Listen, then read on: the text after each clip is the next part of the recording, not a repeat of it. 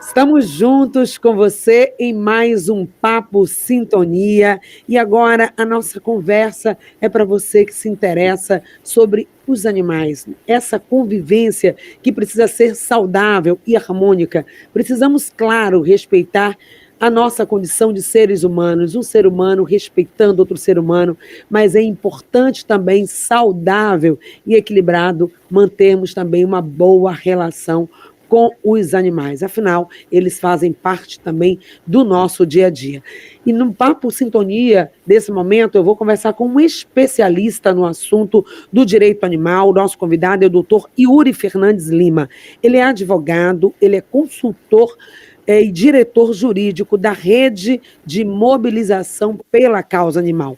Ele faz doutorado, é doutorando em Direito Animal pela Universidade Federal do Paraná e já é mestre em Direito Animal pela UFBA, coordenador, professor universitário do curso de pós-graduação em Direito Animal e é o autor do livro Direito Animal e Indústria dos Ovos de Galinha, Crueldade, Crime de Maus Tratos e a necessidade de uma solução. Mais do que pertinente esse tema para os dias de hoje. Seja bem-vindo, doutor Yuri. Vamos falar sobre o direito dos animais, sobretudo o abandono dos animais de rua. Não é isso? Bom dia.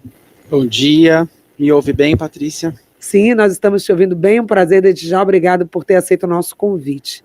Eu que agradeço. Então, dizer, né, com essa larga experiência que você tem sobre direito animal e que a gente precisa estar atento. Cada vez mais as pessoas estão sendo surpreendidas, estão sendo chamadas a responder judicialmente por maus tratos. Ainda mais hoje, né, com as redes sociais, com as informações que são circuladas, é preciso cada vez mais estar atento. Se não for pela consciência, pelo amor, que seja pela preocupação com a responsabilidade que isso pode gerar, não é, doutor Yuri? Exatamente, Patrícia. O direito animal ele vem ganhando bastante espaço na nossa sociedade e também no mundo todo. Nós vemos crescendo aí bastante justamente o número de ações judiciais e de algumas boas decisões nessas ações. Então a gente vê uma maior conscientização dos juízes, dos promotores e também da polícia, até quando a gente fala mesmo de maus tratos, de crime de maus tratos, a gente vê isso crescendo em todo o Brasil. As universidades também têm cada vez mais inserido nas suas grades curriculares a disciplina de direito animal, seja nos cursos de direito, seja até nos cursos de medicina veterinária e zootecnia. Ainda temos um caminho bastante grande pela frente, mas já avançamos bastante. Pois é, e muito ainda tem que se fazer, né? Chamar a atenção aí para a consciência. Então vamos configurar o que caracteriza crimes de maus tratos quando estamos nos referindo aos animais. Muito bom. O crime de maus tratos, ele está previsto na nossa legislação desde 1998, é tipificado como crime na Lei de Crimes Ambientais, que é a Lei 9.605 de 98, lá no artigo 32. Né? Então eu gosto de falar porque é importante que todos tenham conhecimento desse artigo, do número do artigo, da lei, né? Recentemente todos devem ter acompanhado a promulgação da Lei Sanção, que aumentou essa pena, a pena para esse crime para cães e gatos, não é? Então foi acrescentado um parágrafo no artigo 32, e para cães e gatos no Brasil hoje a pena é de 2 a 5 anos de reclusão, né? Para os demais animais continua a pena antiga, que é até 2 anos, né? Que é uma pena considerada muito leve e que vai levar esse processo para o juizado especial. Né? Então nós temos lá a tipificação de crime de maus tratos. E aí o que são os maus tratos? Nós temos hoje algumas balizas, inclusive nós temos uma resolução do Conselho Federal de Medicina Veterinária, que é a resolução 1236 de 2018, que elenca uma série de condutas consideradas como maus tratos. Né? Então, o que a gente vê bastante, por exemplo, como até você bem falou, hoje em dia com as redes sociais e as filmagens, né, em tempo real, muitas vezes, nós vemos casos mais grotescos, então, de agressões mesmo aos animais, de abandono, pessoas jogando os animais pela janela dos carros.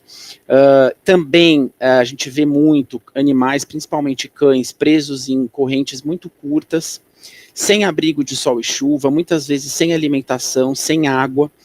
Esses meus exemplos, eles são os mais comuns, né? E são todas condutas de maus tratos. Você deixar o animal sem acesso à água e comida, ou até acesso a uma água, mas uma água suja, uma comida velha, né? Em correntes muito curtas, embaixo de sol e de chuva. E essas outras condutas, como eu disse, mais grotescas, de jogar o animal pela janela, ou de bater mesmo, né, de espancar. A gente vê muito, infelizmente, ainda práticas sexuais com animais, né? Então, tudo isso existe muito e entra nesse conceito de maus tratos. Pois é. Às vezes o animal que ele é utilizado apenas como um mecanismo de segurança. Então, a família tem um animal, tem lá, né, um cachorro de guarda só da casa, às vezes passa dias, pessoas até que viajam, eu conheço um caso próximo nesse sentido, a pessoa viaja, deixa, mas o animal passa ali dias confinado, né, tomando conta da casa, Exato. como se fosse a segurança, sem pensar, não tem, o animal também muitas vezes fica privado de se relacionar, né, de estar em contato com outros animais, de passear, então isso também configura maus tratos, e quem tem acesso a esse tipo de informação, que sabe, às vezes vê aquela situação e diz, meu Deus, bom, se incomoda, mas o que pode fazer? Existem denúncias anônimas, a quem recorrer para que aquela situação tenha um fim. Perfeito, Patrícia. Esses exemplos que você deu são excelentes, porque, sim, os animais precisam de convívio, né? A maioria das espécies precisam estar com outros da sua espécie, né? E muitas vezes os animais ficam isolados, então isso é também uma forma de maus tratos. E você mencionou o passear. A gente também precisa sempre observar os comportamentos naturais de cada espécie, né? Cada espécie tem os seus comportamentos naturais e a gente precisa observar isso sob pena de incorrer em maus tratos. Denúncias precisam ser feitas, isso é muito importante também. A sociedade precisa estar cada vez mais consciente e exercendo a sua cidadania, né? Então, denúncia para a polícia, né? Polícia militar, polícia civil. Então, o que for mais acessível, aí vai depender muito do município, do estado, tem a guarda metropolitana em muitas cidades também, né? Então, pode ser anônima, pode não ser. Tem cidades que já têm delegacias especializadas em crimes contra animais, outras cidades não tem problema, né? Procura a polícia, né? Muitas vezes a polícia também, por falta ainda de informação, é resistente a esse tipo de assunto.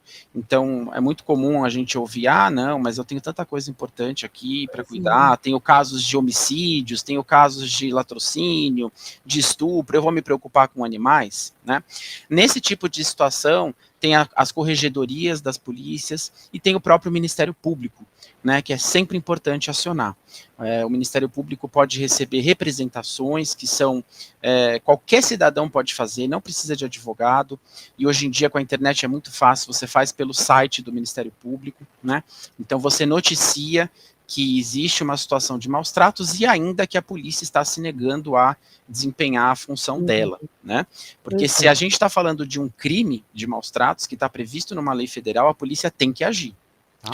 Pois é, gente, então muita atenção. Claro, claro que nós temos aqui na nossa condição humana inúmeras situações que precisam ser vistas, nós temos sim nossas demandas, mas não podemos também ignorar a relação com os animais, a importância, quem vai defender, quem vai ser a voz desses animais. Eles vão estar recebendo maus tratos e sem que nada seja feito, então tem sim, tem leis, tem várias instituições, nosso próprio convidado aqui, nós vimos pela apresentação do currículo dele, o quanto ele está envolvido em instituições, ou acadêmica, ou fora, ligada à sociedade, que tem sim olhado para a questão dos animais e cada vez mais. E é bom ficar alerta, porque a proteção constitucional dos animais contra a crueldade funciona. E nós temos também, queria que você pudesse, por favor, Toyura, evidenciar para a gente, leis federais e também até locais que estão atentas aí à questão da crueldade e os crimes de maus tratos contra animais. O que é que a gente tem hoje na nossa legislação?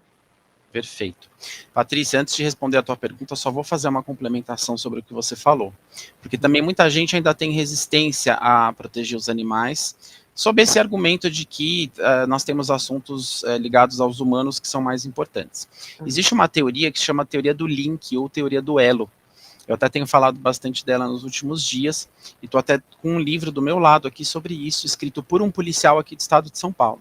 A teoria do link diz o seguinte: os crimes, principalmente de violência doméstica, né, então os casos de violência doméstica, eles estão geralmente ligados a crimes de maus tratos anteriores. Então, aquele indivíduo que pratica a violência doméstica, né, que comete um crime contra a sua esposa, por exemplo, ou contra uma criança dentro de casa, ou contra um idoso, esse indivíduo, muitas das vezes, na maioria das vezes, já praticou um crime contra um animal.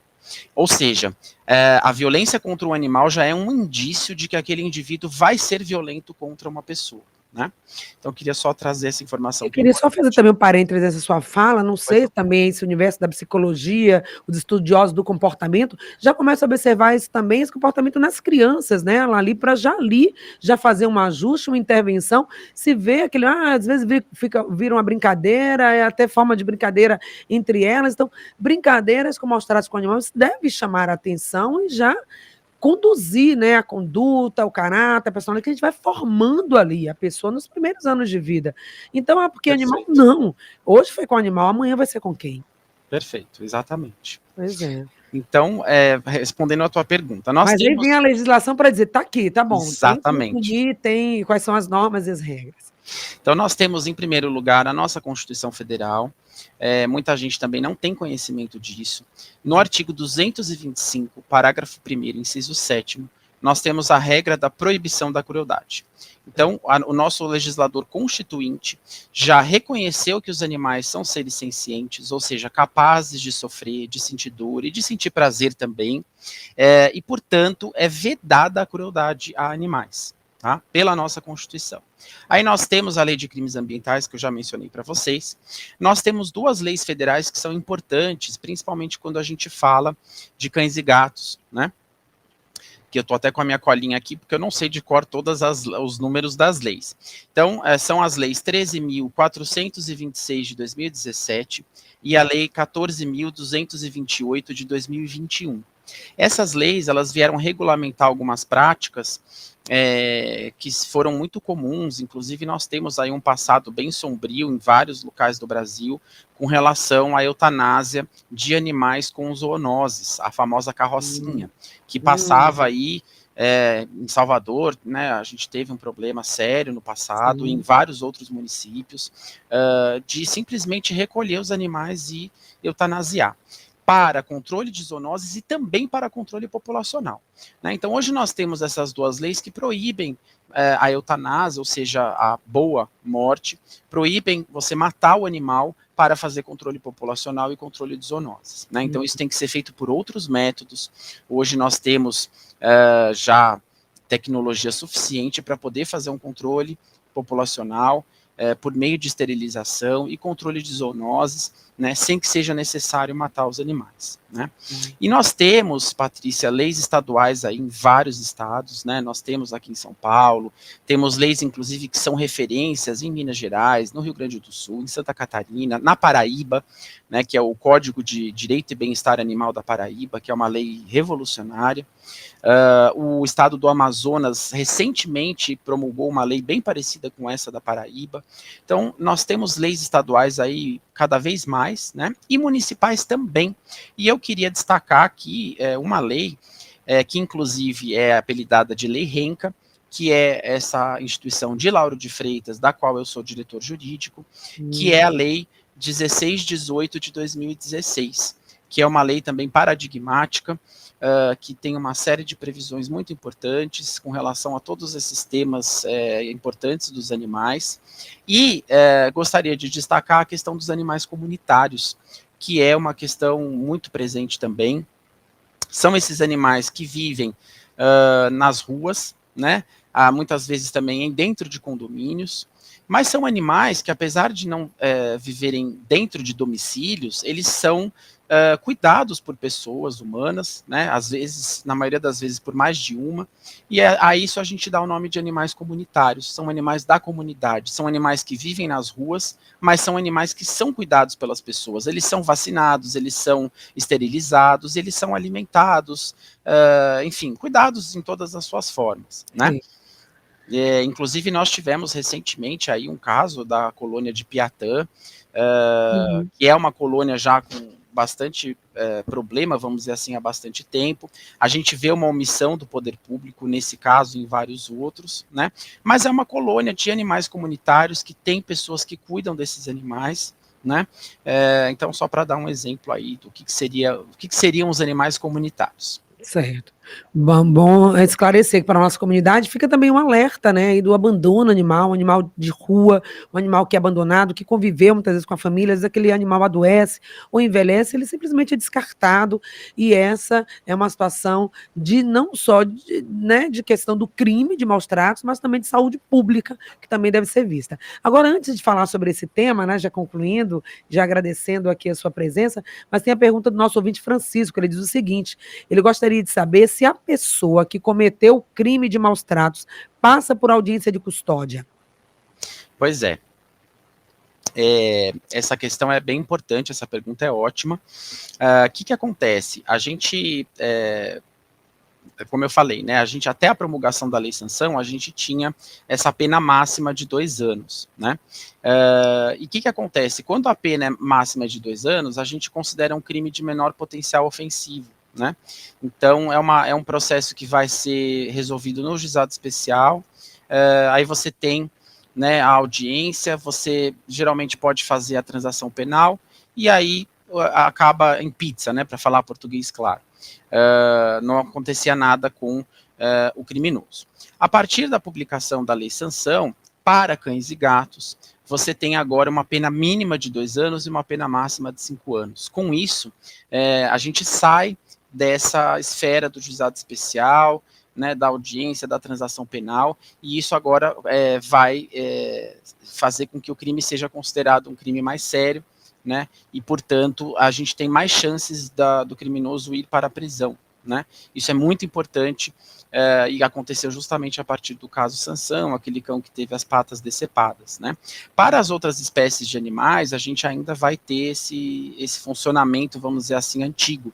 Então, por exemplo, para cavalos, que é uma situação comum em cidades, né, em muitos municípios do Brasil, a gente tem essa questão dos cavalos nas carroças, ou às vezes cavalos abandonados, ou às vezes casos até de agressões a cavalos, né? Infelizmente, para cavalo, por exemplo, e para todos os outros animais que não sejam cães e gatos, a gente vai ter ainda essa sistemática antiga, né, de você resolver ali no juizado, fazer uma transação, e o indivíduo vai ali pagar uma cesta básica, eventualmente prestar um serviço para a comunidade, e não vai cumprir a pena em regime fechado.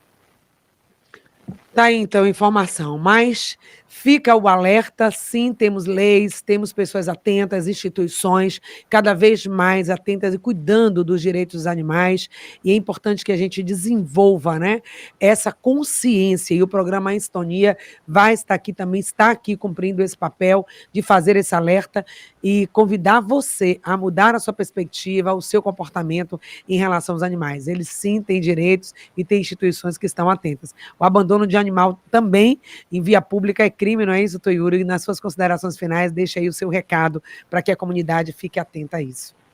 Perfeito. Então, primeiramente, Patrícia, eu queria parabenizar você, o programa, a rádio, pela iniciativa, por trazer esse tema, que é, como eu disse no começo, um tema cada vez mais pautado, cada vez mais levado em consideração pela sociedade.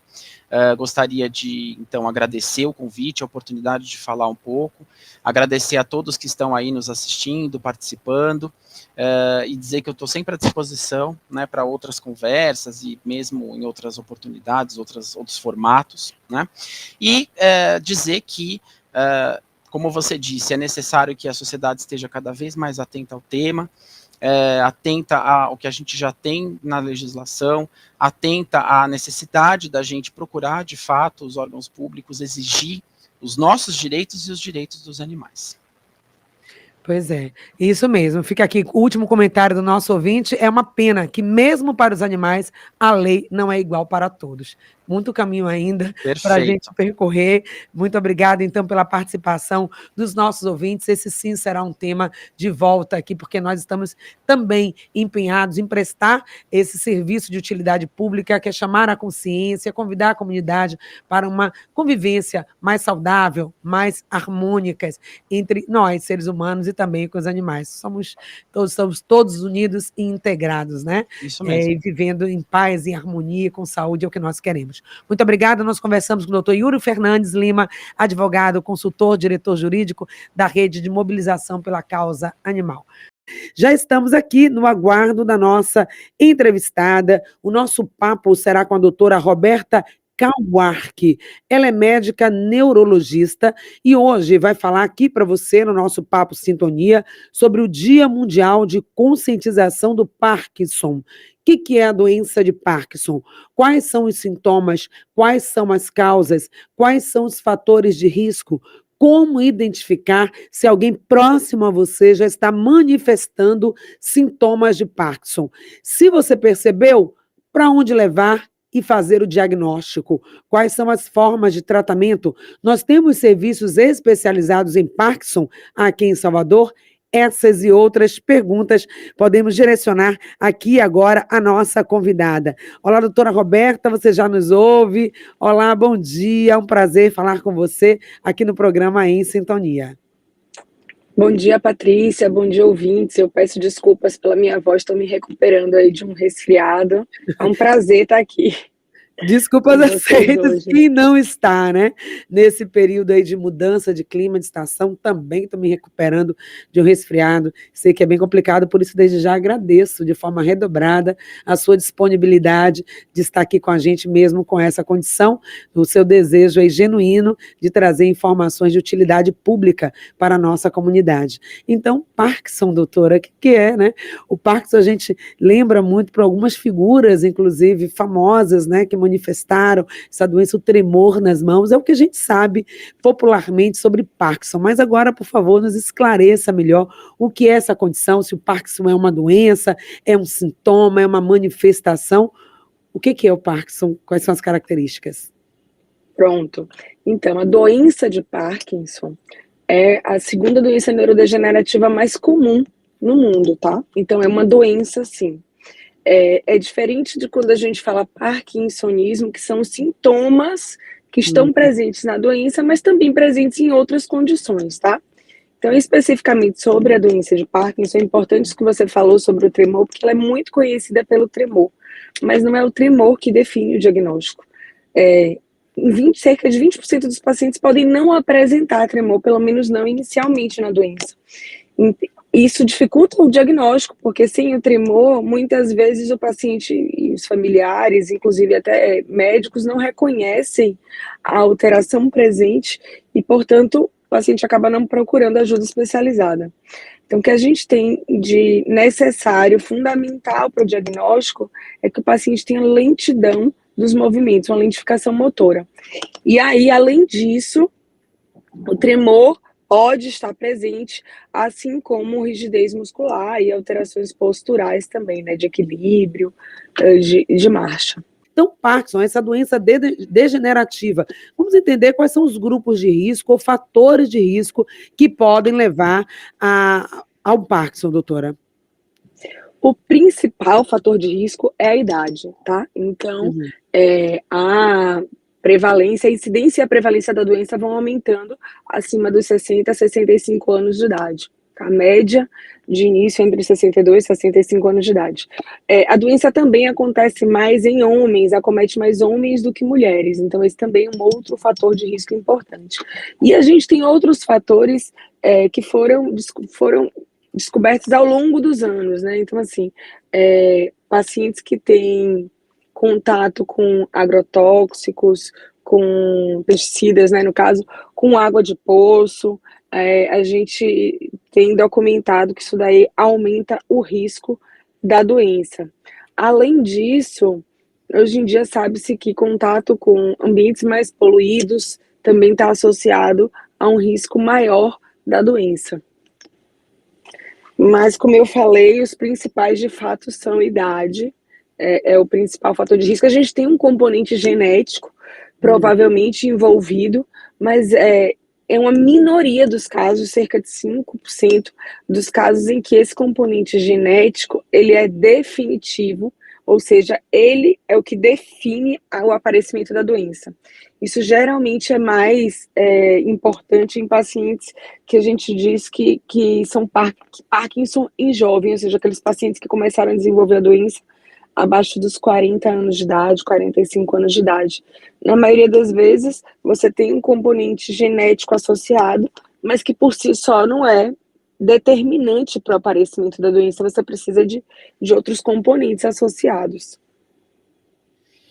Pois é, então, outros componentes. Então, às vezes, né, tem esse diagnóstico, muitas vezes pode estar também, essa condição pode estar associada também a fatores sociais, né, a hábitos de vida. Pessoas que estão mais velhas, mais longevas, é aí um fator de risco. E aí isso chama a nossa atenção, e até abril, né, tem esse dia, que é o Dia Mundial de Conscientização da Doença de Parkinson.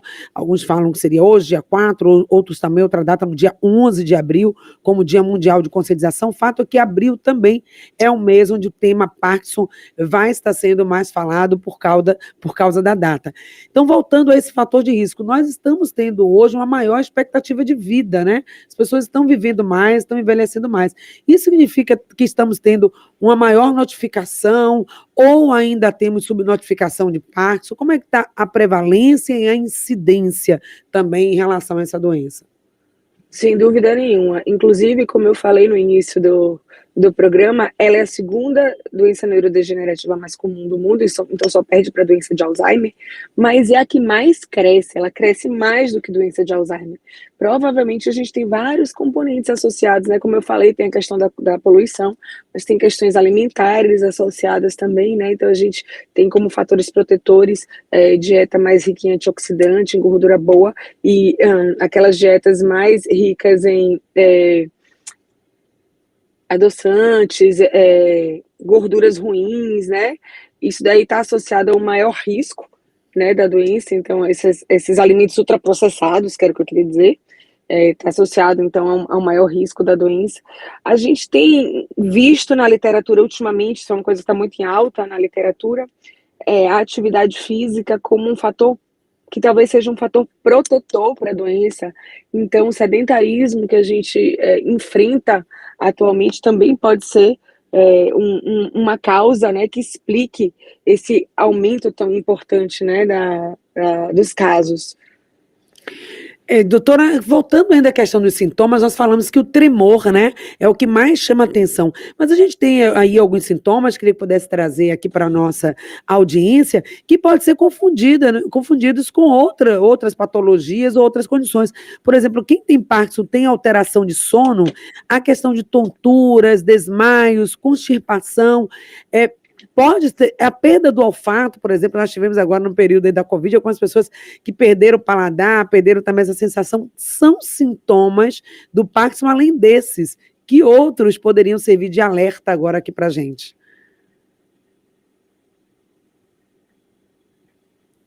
Nós estamos juntos com você aqui no programa Em Sintonia. Nós perdemos aqui o contato com a doutora Roberta, ela não está nos ouvindo, Marquinhos, não sei se por uma questão de recepção aí da nossa plataforma, ela não está conseguindo nos ouvir. Pedir que ela volte a entrar na nossa plataforma para continuar com a gente, tá? E ouvir aqui a nossa pergunta sobre os sintomas. Enquanto isso, você também pode direcionar aqui a sua pergunta. A doutora Roberta já sinalizou que está retomando, ela não está aqui nos nossos estúdios, aqui no bairro do Garcia, está participando de forma online, e a gente sabe que nessa condição, algum fator, às vezes transmissão, o local onde ela está nesse momento, pode derrubar ou deixar fraca aqui a transmissão via internet. Ela está de volta. Pronto, está nos ouvindo agora. Eu estava falando sobre os sintomas que pode confundir com outras patologias. Por exemplo, perda de sono, tontura, constipação. Então, além do tremor nas extremidades e das mãos, que outros sintomas servem de alerta para o Parkinson, doutora?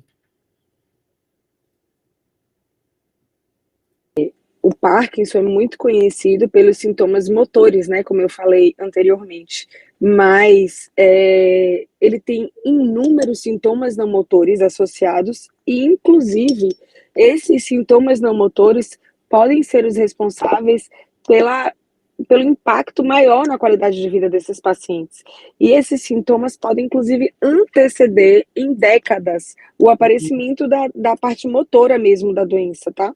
Então, a constipação intestinal, né, que é o intestino preguiçoso, às vezes acontece cerca de 10 anos antes da doença. As alterações de sono, como o transtorno do sono REM, com o indivíduo vivenciando o sonho, então indivíduos que gritam, que falam enquanto dormem, se movimentam, chutam, batem, enfim, atuam no sonho, isso pode ser um precursor, né? Então, depois aparecerem os sintomas motores da doença, anos depois, décadas depois. A hiposmia, que é você ter redução do seu olfato, também está associado à doença como um sintoma não motor que pode acontecer inaugurando a doença.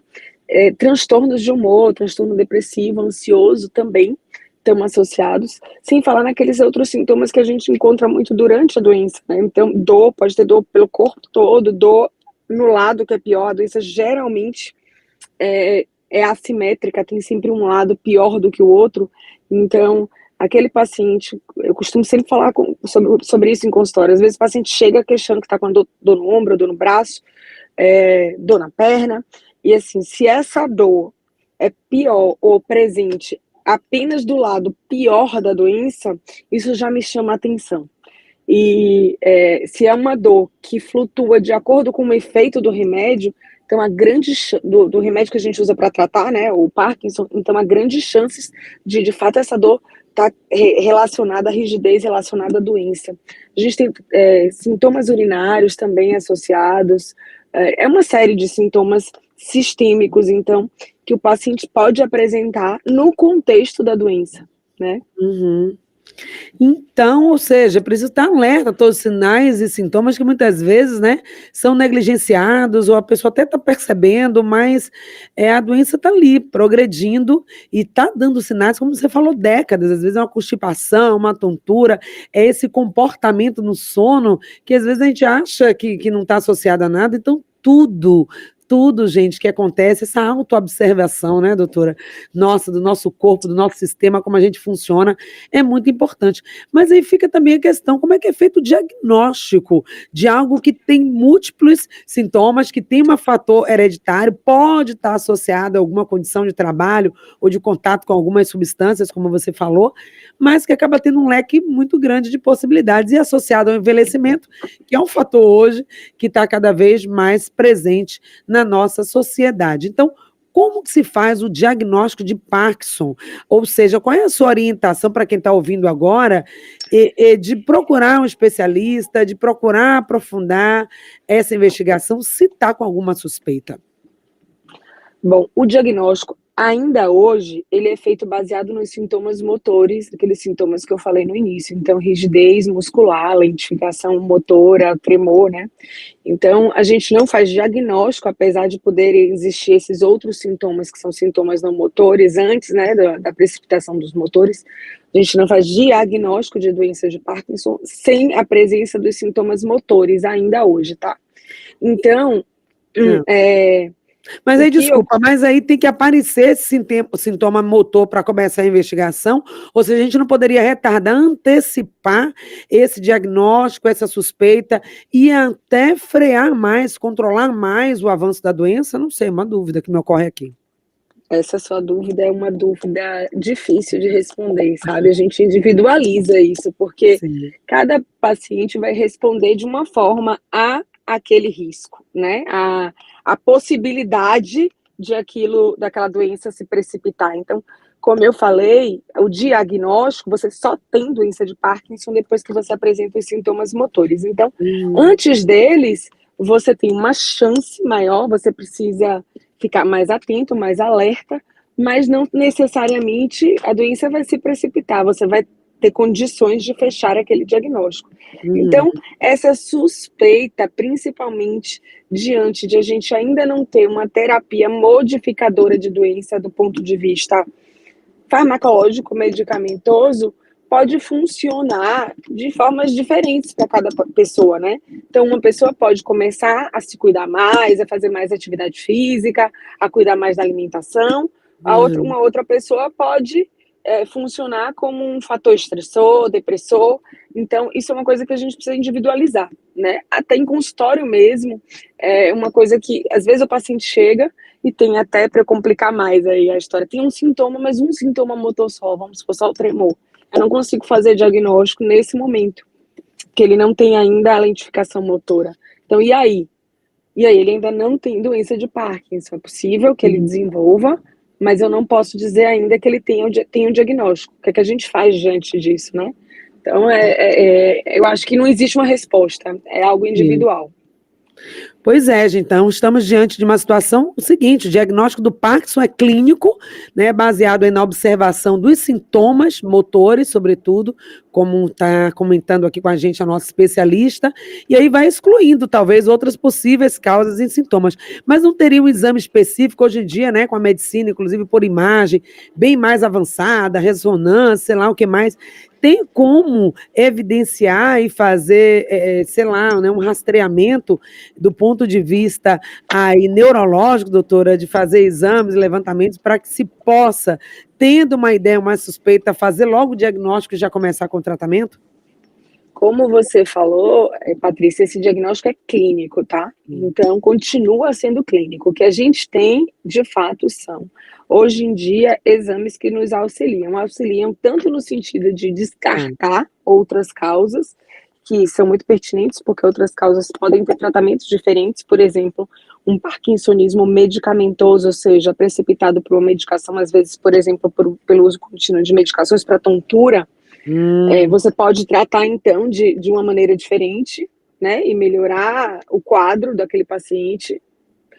E, além, então, desses exames nos auxiliarem em afastar outras causas para a doença, a gente tem exames que nos ajudam, sim, a fortalecer essa suspeita, né? Não são exames corriqueiros, não é uma tomografia, a gente tem ressonâncias com estudo específico, então estudo específico de nigrossoma, e a gente tem também o estudo do DaT-Scan, que vai também olhar se a captação da dopamina está sendo feita da maneira como é esperada para aquele paciente, então para a idade, para o gênero do paciente, ou se há uma desinervação, que é algo que fala muito a favor de doença de Parkinson e suas correlatas, né? Existem outras doenças que também cursam com parkinsonismo. Ok. No Brasil, é essa a realidade que a gente tem. Atualmente, a gente tem visto muito na literatura tentativas de diagnóstico através de biópsia de pele, de glândula salivar, de intestino, e exames de sangue. Isso ainda está em estudo, a gente ainda não tem um kit comercializado que faça isso, sobretudo aqui no Brasil, né?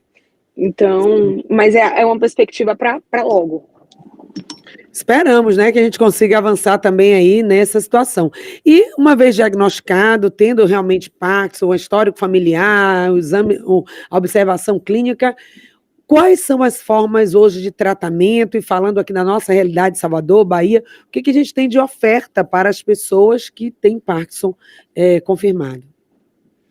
Bom, então o tratamento, aí a gente divide o tratamento em tratamento medicamentoso e não medicamentoso. O tratamento medicamentoso até hoje é sintomático, então é para melhorar sintoma, não é para diminuir, frear a progressão da doença. A gente não tem ainda, infelizmente, apesar de agora ter saído, esse mês, né, agora, um estudo mostrando a presença o uso de medicações para tentar limpar o líquor, né, que é o líquido que envolve o cérebro, e de alfa-sinucleína, que é a proteína que a gente vê depositada, né, nas células, na doença de Parkinson. Esse estudo foi positivo, mas é um estudo inicial, em fase inicial, a gente precisa testar ainda, esse estudo foi só para segurança, então a gente ainda precisa ver a eficácia dessa medicação, isso é uma coisa que demora, mas o que a gente tem, por enquanto, é tratamento, então, sintomático, para melhorar sintomas. Isso basicamente gira em torno da levodopa, que é uma medicação muito antiga, mas que é bastante eficaz no tratamento da doença, inclusive tão eficaz que ela norteia também os nossos critérios diagnósticos. Então, se o paciente não responde à levodopa, a gente tem que revisitar esse diagnóstico, provavelmente não é uma doença de Parkinson. Então, assim, de tão potente, de fato, que a medicação é do ponto de vista de sintomas. A gente tem outras drogas que a gente também usa, todas para sintoma, para melhorar, então, sintomas motores, tá? Para sintomas não motores, a gente vai tratando todos os sintomas não motores que eu comentei anteriormente, individualmente, então, intestino, antidepressivos, etc., né, para tratar cada um desses sintomas não motores da maneira adequada. E a gente tem as terapias multidisciplinares que são muito importantes. Então, o paciente com Parkinson pode ter redução do tom de voz, pode ficar mais baixo, pode ficar mais embolado, ele pode ter dificuldade para engolir. Então, a gente precisa muito da fonoaudiologia, terapia fonoaudiológica para esses pacientes. O paciente pode ter alteração de equilíbrio, de postura, da maneira como anda, aumento de risco de queda. Então, fisioterapia também é muito importante. Como eu falei anteriormente, esses pacientes, existem vários estudos que mostram a questão da atividade física, e principalmente intensa e sustentada, como modificador realmente de doença que vem se consolidando na literatura. Então, isso é algo muito importante, uma atividade física que seja uma atividade física feita sob orientação adequada. Alimentação, esses pacientes muitas vezes perdem muito peso e ficam sarcopênicos, que é algo que está muito associado ao aumento do risco de queda. Então, a gente também precisa de auxílio de nutricionista. Então, é um tratamento muito complexo. Aqui em Salvador, do ponto de vista do SUS, a gente tem alguns serviços especializados, né, que atendem, mas esses serviços especializados não são porta aberta, então esses pacientes precisam ser encaminhados via um sistema público mesmo de saúde, um médico precisa vê-lo anteriormente e encaminhar para avaliação do neurologista especialista. Certo. Então tá aí, gente, serve de alerta, fica aí a nossa orientação para que vocês leiam, se interessem, conheçam mais sobre Parkinson. Se já tem algum caso na família, fica mais atento. E aquilo, né, doutora, nesse minutinho final aí, deixar a sua recomendação, porque a gente pode falar de controle do Parkinson, como você disse, mas o melhor é prevenir. E aí, qualidade de vida, né, bem-estar. O que você recomenda nesse mês de alerta, que é o mês de abril, mês de alerta para o Parkinson? Qual a sua orientação para a comunidade em geral em relação a essa doença? Eu acho que a minha recomendação é a recomendação para proteção cerebral, além de proteção cardiovascular, que é você, de fato, cuidar dos seus fatores de risco, tudo que faz mal a coração, a vaso, faz mal a cérebro também. Então, cuidar da pressão, cuidar de colesterol, de açúcar, praticar atividade física. E eu queria aproveitar para fazer um convite. A gente vai ter no Hospital das Clínicas, na segunda-feira, às 14 horas, um bate-papo com especialistas, né, dessa equipe multidisciplinar, com dicas práticas para esses pacientes e acompanhantes com doença de Parkinson. Então, a entrada é aberta para o público. Beleza, já quero então aí, manda aqui para a nossa produção, tá o card, outras informações sobre essa atividade para que a gente também possa divulgar aqui nos nossos canais essa oportunidade de mais conhecimento e dicas práticas de como lidar. A participação e interação com a família é muito importante, o acolhimento, o entendimento, acima de tudo, para quem está com Parkinson precisa desse amor, desse carinho, desse acolhimento e dessa rede de apoio. Muito obrigada por hoje, por essa entrevista, foi uma alegria falar com você. Nós conversamos com a doutora Roberta Kauark, médica neurologista, que falou aqui para o Papo Sintonia. Obrigada, doutora. Obrigada, bom dia para vocês.